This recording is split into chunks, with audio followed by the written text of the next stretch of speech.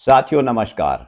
अभी तक हमने जाना है कि संविधान कैसे बना, इसकी क्या विशेषताएं हैं, प्रियम्बल क्या है, आदि आदि। आज से हम शुरू कर रहे हैं संविधान के आर्टिकल्स के प्रोविजन को जानना।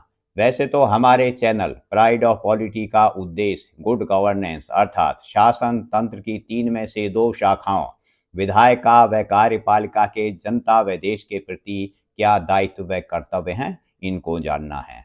क्योंकि इन दोनों विंग्स को जनता के प्रतिनिधि ही संचालित करते हैं व वे ही इनको नियंत्रित करते हैं। हालांकि संबंधित अनुच्छेद के साथ अन्य सभी आर्टिकल्स के प्रोविजन को भी साथ साथ जानना आवश्यक है, जिन्हें हम आपके सामने रखते रहेंगे। आज हम संविधान के प्रथम भाग the union and it's territory से संविधान के प्रोविजन के बारे में जानना शुरू करते हैं। अनुच्छेद 1 name and territory of the union है, जो इस प्रकार है। Part 1 the union and it's territory. Article 1 name and territory of the union.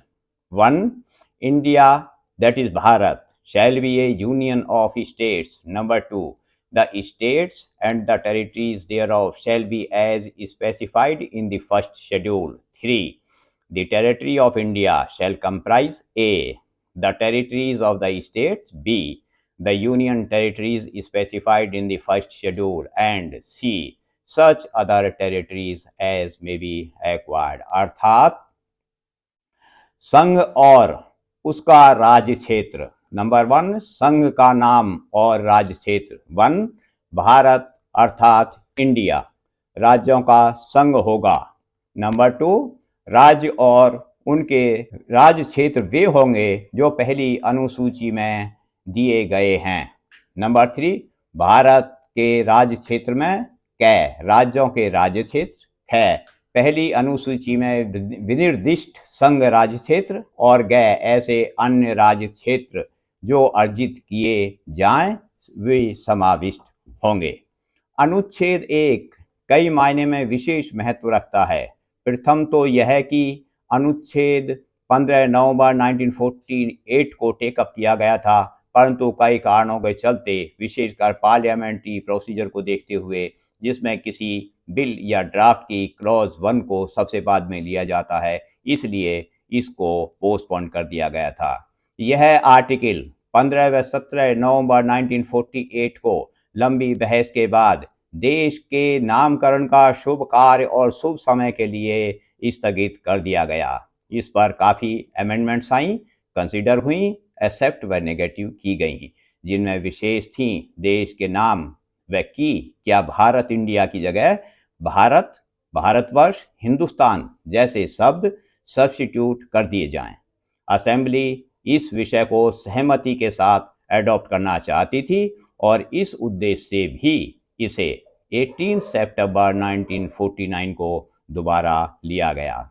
इस पर विशेषकर विचार रखे सर्वश्री कामत जी ने, के सनातन ब्रजेश्वर प्रसाद देशमुख जी ने, मौलाना हसरत मोहानी, गोविंद दास, महावीर त्यागी, घनश्याम सिंह गुप्ता, लक्ष्मी नारायण साहू, सिंधवा, सुब्बाराव जी, B.S. गुप्ते, राम सहाय, हर गोविंद पंत जी आदि ने।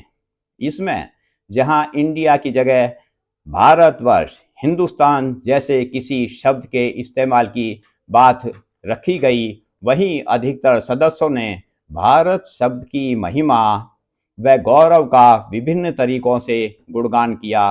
व अपने आप को सौभाग्यशाली मानते हुए भारत शब्द को विशेषकर श्री हरगोविंद पंत जी ने राजा दुष्यंत व शकुंतला के पुत्र भरत का शैशव पीरियड में सिंह के बच्चे के साथ खेलने का विवरण देते हुए इस भारत शब्द पर गर्व जताया, तथा अन्य सभी सदस्यों ने भी समर्थन किया, क्योंकि भारतीय ग्रंथों साहित्यों में भारत शब्द उपलब्ध है व इंडिया शब्द इंडस से संबंधित है, इसलिए भारत शब्द पर ही जोर सदस्यों ने दिया था। डॉक्टर अंबेडकर ने बहस को विराम देने के लिए अपने संबोधन में कहा कि लंबे वाद विवाद के पश्चात इसको स्थगित कर दिया गया था, क्योंकि उस समय इस बात का फैसला नहीं हो सका था कि भारत शब्द का अथवा किसी अन्य शब्द का इंडिया के बाद प्रयोग हो या ना हो। इस तरह बहस के बाद 18 सितंबर 1949 को आर्टिकल 1 में इंडिया के बाद भारत शब्द को कुछ संशोधन के साथ अडॉप्ट कर लिया गया। बाद में राज्य विभाजन के कारण इस अनुच्छेद में 7वें कॉन्स्टिट्यूशन अमेंडमेंट एक्ट 1956 के द्वारा अमेंडमेंट की गई, जो वर्तमान में है, जिसका विवरण हम ऊपर कर चुके हैं। आगे के वीडियो में हम इस भाग 1 के अन्य आर्टिकल्स 2, 3 एंड 4 के बारे में बताएंगे और साथ ही बताएंगे कि प्रेजेंट में देश में कितने प्रदेश हैं और कितने केंद्र शासित राज्य हैं। धन्यवाद।